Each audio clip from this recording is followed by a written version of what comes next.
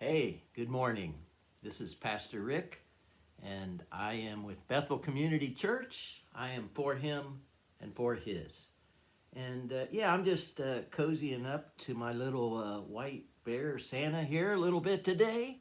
I'm actually, kind of charged because I look out the window of my office and it's snowing. And I like snow. I know.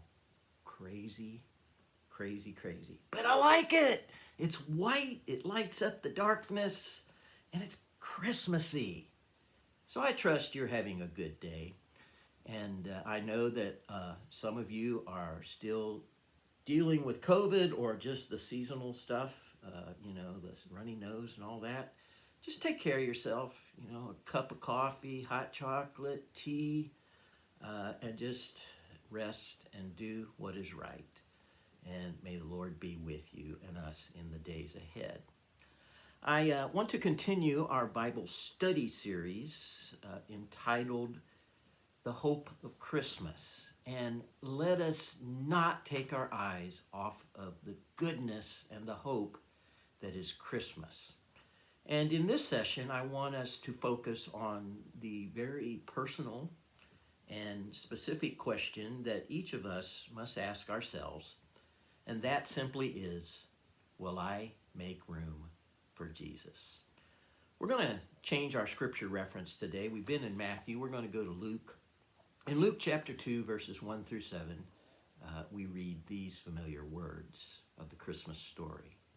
And in those days, Caesar Augustus issued a decree that a census should be taken of the entire Roman world. This was the first census that took place while Quirinius was governor of Syria. And everyone went to their own town to register. So Joseph also went up from the town of Nazareth in Galilee to Judea, to Bethlehem, the town of David, because he belonged to the house and lineage of David. He went there to register with Mary, who was pledged to be married to him and was expecting a child. Did you get that? While they were there, the time came for the baby to be born, and she gave birth to her firstborn, a son. She wrapped him in cloths and placed him in a manger, because there was no guest room available for them. Now, I know that much has been said over the past 2 centuries about the fact that Jesus, the promised Messiah, was about to arrive on planet Earth, and there was no room in the inn for his coming. The inn was all booked up because of the many who were traveling to Bethlehem to report for the census, which was a government requirement and directed by the Roman government. So, just some food for thought here. I think it's safe to say that Jesus' birth and his coming was in no way convenient. It wasn't convenient to Mary and Joseph. It kind of rocked their world. It wasn't convenient to those who eventually did plan and discover his coming and seek him. It wasn't even convenient for the businesses of the day or those who were profiting by offering lodging for travelers during the time of the census. Jesus' coming was not convenient. We would like to make God convenient, wouldn't we? We would like to make Jesus fit into our convenient and comfortable package, but it doesn't seem like that's how our God rolls. Let me suggest that even today, the coming of Jesus into our world, and more importantly, the coming of Jesus into your world and mine personally, is usually still not always convenient. But I will say it is always timely and exactly what is needed for our hour of need.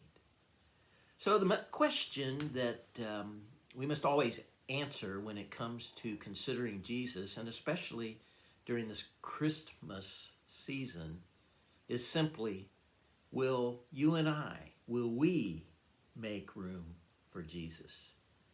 The question really isn't, do we have room for him? Sorry, I just got a phone call. I'll have to cancel that. The question is not, do we have room for him, but rather, and I'm going to put that on silent for just a minute. The question is not, do we have room for him, but rather, will we make room for him?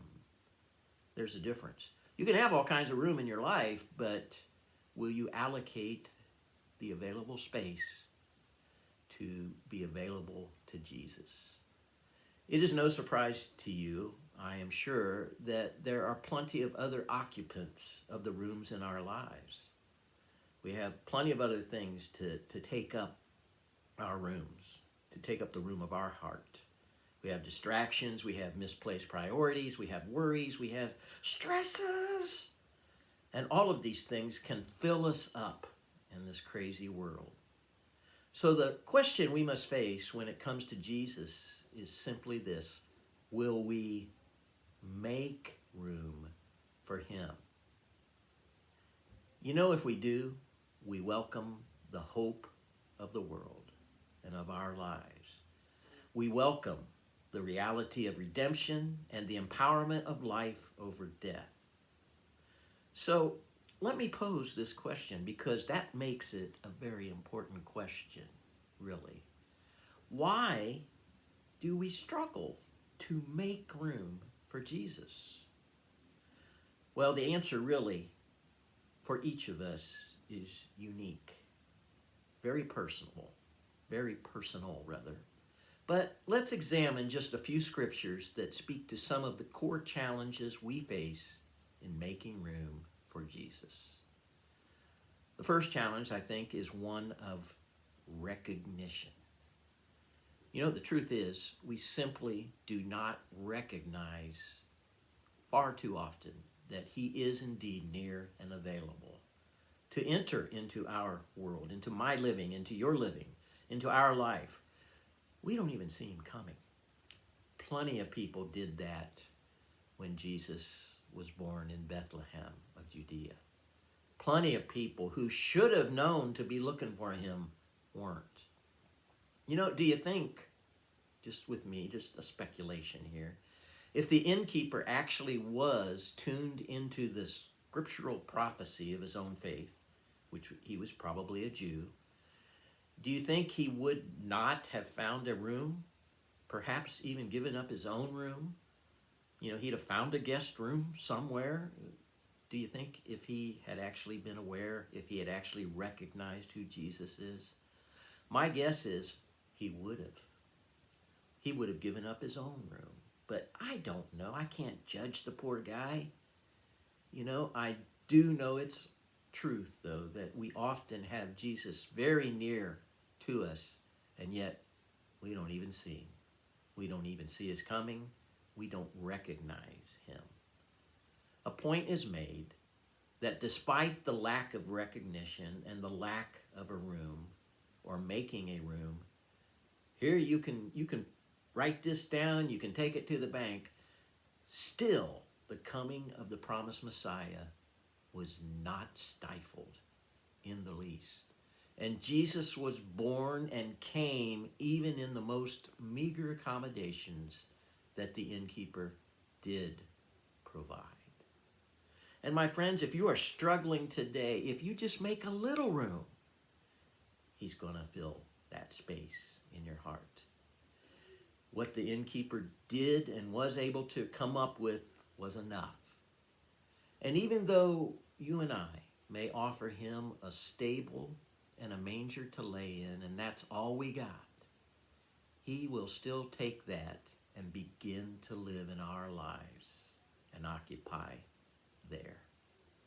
Sometimes the room we do offer Jesus is minuscule in comparison to who he is. But he will occupy whatever place we make for him, whatever room we do make for him. And you know what that's called, my friends? We talked about it last week. Grace. That's called unconditional love. In spite of ourselves, he still comes. John 4:10 says, and Jesus, whoops, my pointer's whacking up here. Jesus answered her, if you knew the gift of God and who it is that asks you for a drink, you would have asked him and he would have given you living water. Now that is with reference to the lady at the well who, asked, who was in confrontation with Jesus. She had no idea who he was, but Jesus was working to reveal himself to her. Here's some good news this morning. Jesus is much nearer than you may think. No matter what is transpiring in your life, what is occupying your attention right now, that doesn't make him farther away. In fact, he is probably drawing nearer than you can imagine. Do not mistake God's silence for his inactivity. Do not mistake your lack of vision for his. Let me ask you this morning, do you recognize his presence and his nearness? Do you recognize his significance, his love working for and in you today? Are you making room for him even though you don't have much? Making room for him in your crazy life, among all your stresses and worries, or are you simply blowing him off? So I think that's one of the reasons we struggle with making room for Jesus is we just don't recognize him. We can recognize him by being tuned to his word and by being tuned to his spirit and by staying in touch with him. Talk it over with him. Don't blow him off.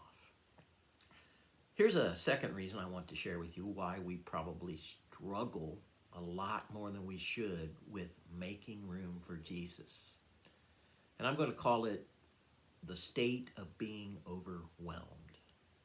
We may not make room for Jesus today because we are so focused on our problems and challenges and fears that we just can't even hear or see him. That's all we see is what's wrong instead of what is right in him. Mark 4:18 tells us, still others, and this is Jesus teaching on the parable of the seeds. He says, still others, like seed sown among thorns, hear the word, but the worries of this life, the deceitfulness of wealth, and the desires for other things come in and choke the word, making it unfruitful. The innkeeper described in Luke was probably so busy taking care of his guests and trying to take care of things himself in his personal life. He was just slammed with business in terms of being super busy, and he was filled up with occupancy. He was more focused on that, right? Then it would have been easier for him to be more focused on that than to focus on this one need of this young couple who needed a place to stay and she was pregnant. But in all fairness, you gotta give him kudos because he did find a way. Contrary to what we always rip him for, not making room for Jesus, I think we should say, yay, innkeeper, he did. Is it not so very easy to get so caught up in all the stuff that we have to deal with in life that we just flat out don't even see the nearness of Jesus or sense it, even though he's right there before us and with us. I remember years ago, I was a very young engineer, actually a designer at the time, and I was working for a privately owned company that I wound up working for 39 years, something like that. And it was privately owned, and I remember the owner coming out one day and he said, you know what, we're going to sell this place to a bigger company, and I would recommend that you guys buy stock. And he says, because I got to be careful to be legal here, but you should know that we're going to offer stock to the employees, and by all means, whatever it takes, I highly recommend, and this guy was a millionaire, that you buy stock. Well, at the time, I was, just getting my feet settled. We had just moved back to Dayton, had some medical bills and all kinds of stuff, trying to get established. That was my first job back here in Dayton. And, I didn't have any money to buy stock. And he even come out and said, he goes, you know what, for those of you who can't buy stock, I will give you a great deal. I will loan you money to buy the stock, and you can pay it back on a deferred basis after the sale. He said, trust me on this, guy. You're going to make money. And you know what? I was so focused on my immediate needs that I didn't take him up on that. Mistake. I was so focused on my immediate needs that I missed the opportunity. And a lot of my friends who were able to buy stock, they did well. They did very well. We often cannot see the forest for the trees. You familiar with that phrase? We often get so focused on the immediate details that we don't see the big perspective. But God does, and he wants us to realize, hey, he's the king of the forest. It's not the lion who's king of the jungle. Jesus is king of the forest. He's king of the jungle. He's king of everything. And we need to make sure we stay focused on his direction and see his nearness. If we continue to allow ourselves to be more overwhelmed by the stuff wrong than by his love and grace, we're going to miss out on his goodness. If we allow ourselves to be more overwhelmed by his love and grace, if we allow ourselves to be more overwhelmed by his presence right there with us, we will somehow find ourselves overwhelmed by lesser things in this life, far less. And we will be able to make room for Jesus.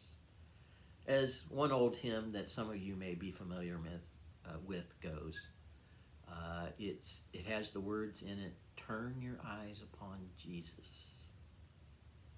That's great advice, because when you turn your eyes on him, you see him coming. And it goes on to say, and the things of earth will grow strangely dim in the light of his glory and grace. And I think if we can overcome the struggle of being overwhelmed with things and focus on him, we will be less overwhelmed and more blessed with his presence, because we see it and we acknowledge it and experience it. Here's the last one I want to share with you. Challenges to why we struggle in making room for Jesus. And it is a nasty word, okay? Not a cuss word. Hey, don't worry. The word is priorities. Or I might describe it best with this phrase, confusing what is important with what is urgent. Dealing with the business of life, dealing with the stuff you got to do is important, but Jesus and making room for him anyway, now that's urgent. In Luke chapter 10, verses 39 through 42, is the Martha and Mary experience with Jesus described. She, and this is Martha, had a sister called Mary, who sat at the Lord's feet listening to what he said. But Martha was distracted by all the preparations that had to be made. She came to him and asked, Lord, don't you care that my sister has left me to do all the work by myself? Tell her to help me. Martha, Martha, the Lord answered, you are worried and upset about many things, but few things are needed, or indeed only one. Mary has chosen what is better, and it will not be taken away from her. Good lesson for us all, right? Don't get so caught up in the wrong priorities that you miss the top priority, which is him. When we consider the very personal question, will I make room for Jesus? We must confront our choice of priorities in our living. If Jesus truly is your number one priority, I mean above all lesser things, then I think we will live differently, won't we? And we will make room for him and his coming. We will march to the beat of a different drummer than the world in which we live. In fact, we're called to do so. Priority setting, by its very nature, involves choosing among several or many choices, choosing that which is first and foremost in importance. You know, I used to love having this conversation with several of my bosses, actually, over the years in my engineering work. I would frequently come up with, as I'm sure many of you do, a list of about maybe 50 or 60 or 70 to-dos. And I would look at that and become overwhelmed with that. And I would go to my boss and I would say, hey, boss, you know, which one is the top priority? And inevitably, he would always look at me and say something like this: everything. It's all top priority. My friends, that's not priority setting. And I tried not to be that way when I got into the adventure, and it is an adventure, of management. You know, if you make room for Jesus this Christmas, and as you live, you got to choose.